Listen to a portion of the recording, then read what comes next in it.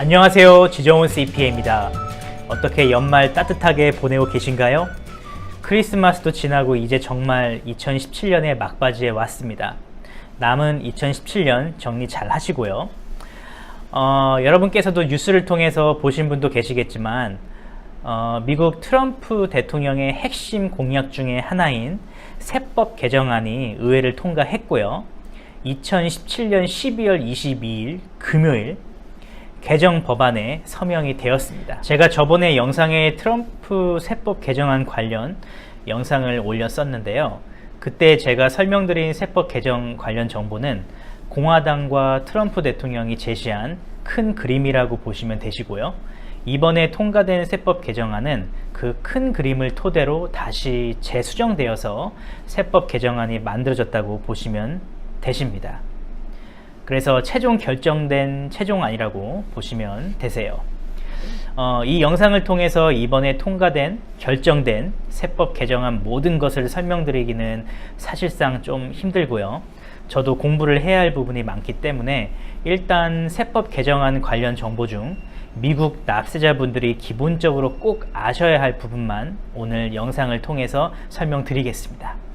여러분께 정말 유익한 정보 되면 좋겠습니다. 그러면 잠시만 기다려주세요.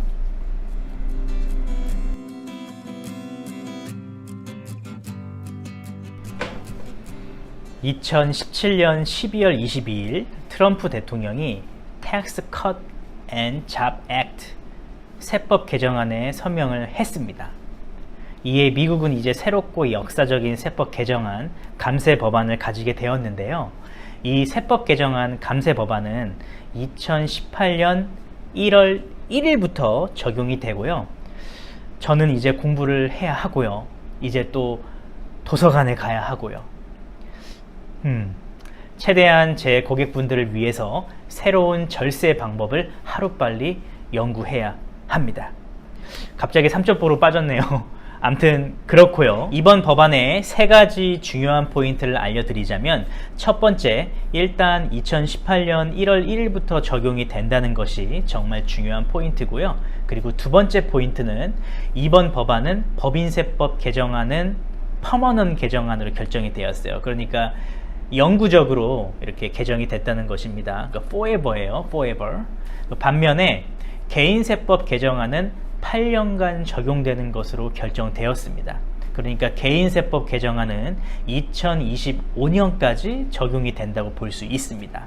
그리고 마지막 세 번째 포인트는 이번 법안을 통해서 법인세 그리고 개인소득세율이 낮아졌다는 것이 확실한 중요 포인트라고 하겠습니다.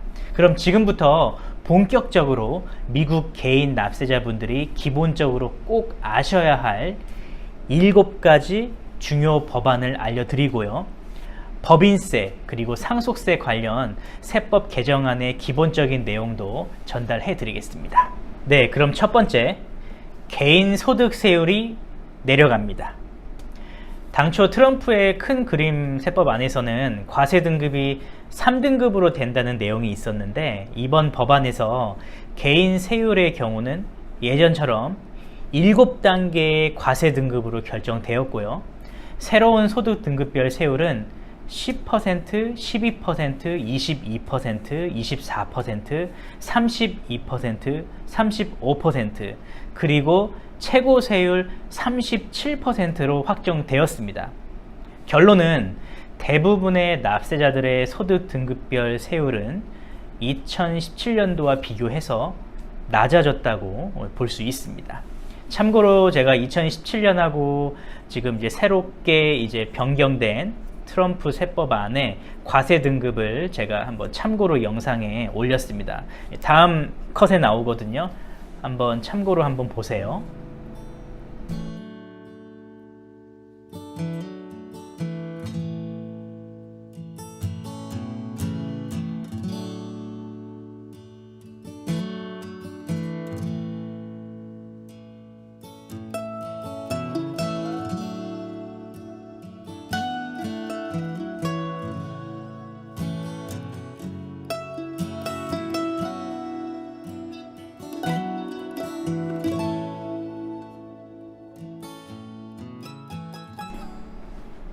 두 번째, 스탠다드 디덕션 표준 공제가 2배 늘어납니다. 예전에 비해 거의 2배 수준으로 늘었고요. 싱글 납세자의 경우에는 2017년에 6,350불이에요. 이 스탠다드 디덕션이요. 근데 2018년부터는 12,000불로 이제 오르고요. 또 메리드 파일링 조인트 리턴 하시는 우리 부부 합산 보고자의 경우에는 2017년에는 12,700불인데 2018년도부터는 24,000불로 이제 오르게 됩니다. 세 번째, 차일드 텍스 크레딧, 즉 자녀 부양 크레딧 혜택이 늘어납니다.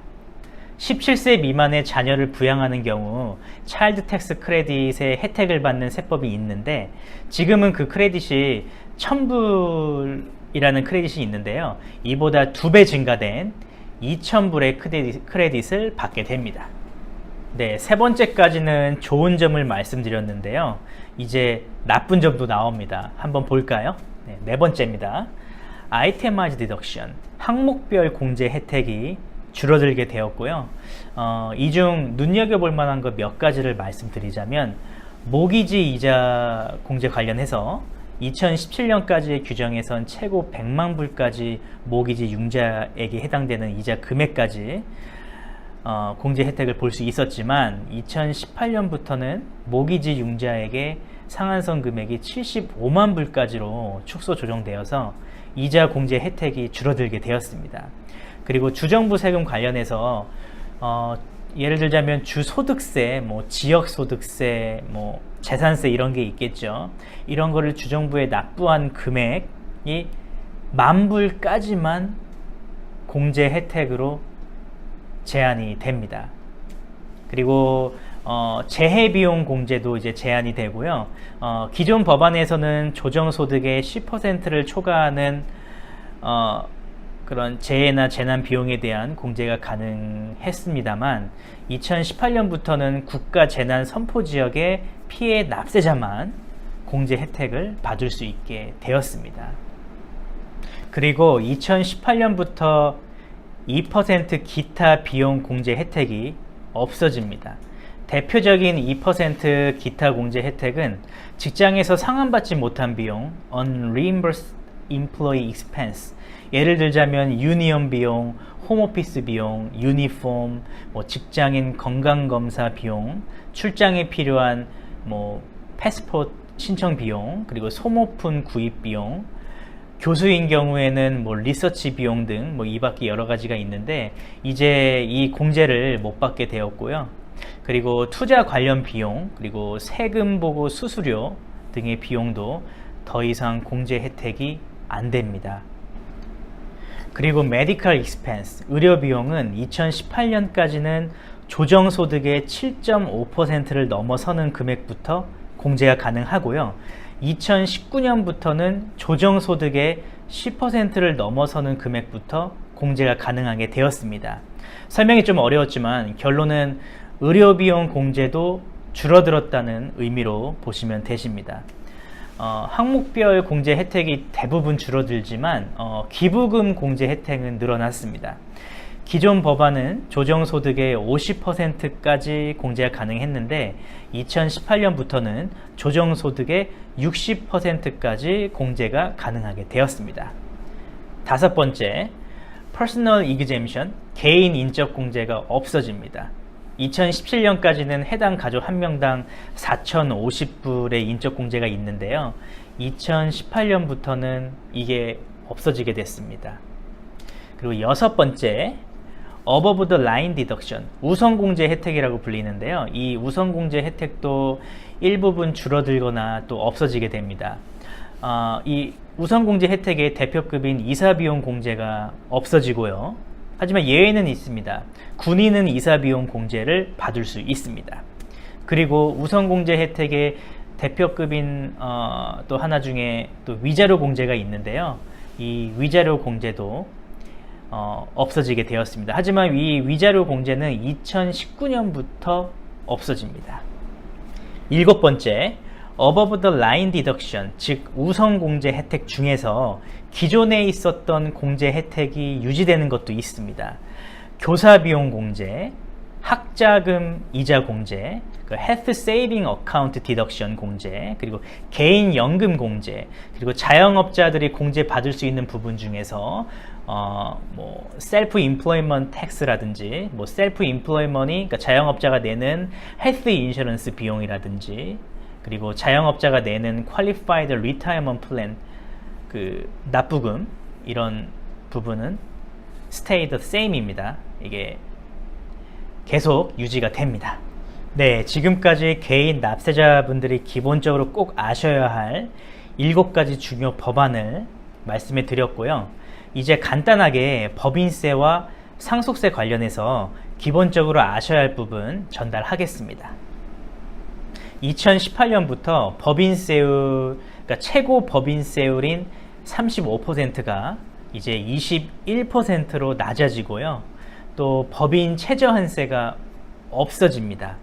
그리고 자영업 소득이나 패스트루 법인, 즉 S 코퍼레이션, LLC, 그리고 파트너십, 이런 종류의 이런 패스트루 법인들의 소득에 대해서는 최고 20%까지 세전 공제를 받을 수 있습니다.